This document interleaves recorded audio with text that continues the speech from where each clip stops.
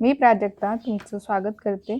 आज सकाळी उठले आणि हवेमध्ये की थंडी होती, भरपूर थंडी होती आणि आजचा मंडेसुद्धा होता, तो शाळेचा पहिला दिवस होता। तर मग इकडे सकाळी सकाळी कुल्लूला दूध द्यायचं ते प्रिपरेशन करून ठेवत होते, कारण की त्याचा टिफिनही बनवायचा होता आणि त्याला उठवून तयारही करायचं होतं।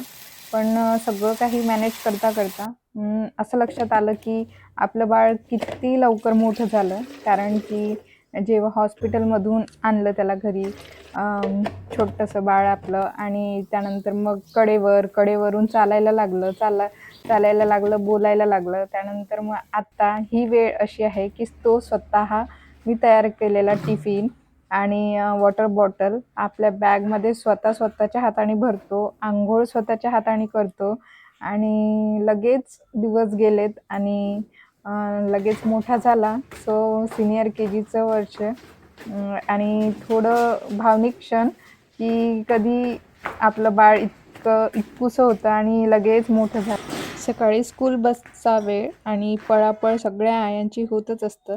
तर मग त्याला सोडून आले आणि इकडे छान असं मला पिल्लं दिसली कुत्रीची, छान छोटी छोटी पिल्लं, आत्ताच जन्मलेली, 1 वीक झालेला।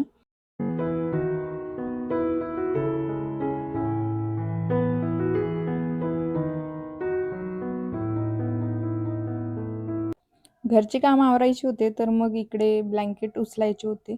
सकाळी छान अशी गाणी लावली लॅपटॉपवर आणि गाणं ऐकत ऐकत कामाला सुरुवात केली, कारण की गाणी ऐकली तर मग जरा एनर्जी पण येतं आणि कामाचा जो आळसपणा आहे तोही निघून। स्कूलमध्ये ॲन्युअल डे आणि पॅरेंट लोकांना टेन्शन राहणार नाही असं तर होणार नाही। तर इथे जावीन ॲज अ प्ले करतोय जम्बो, आणि जम्बोच्या जितक्याही टिक दिलेल्या आहे तर ते डायलॉग सगळे पाठ करून घ्यायचे, लर्न करून घ्यायचे त्याच्याकडनं।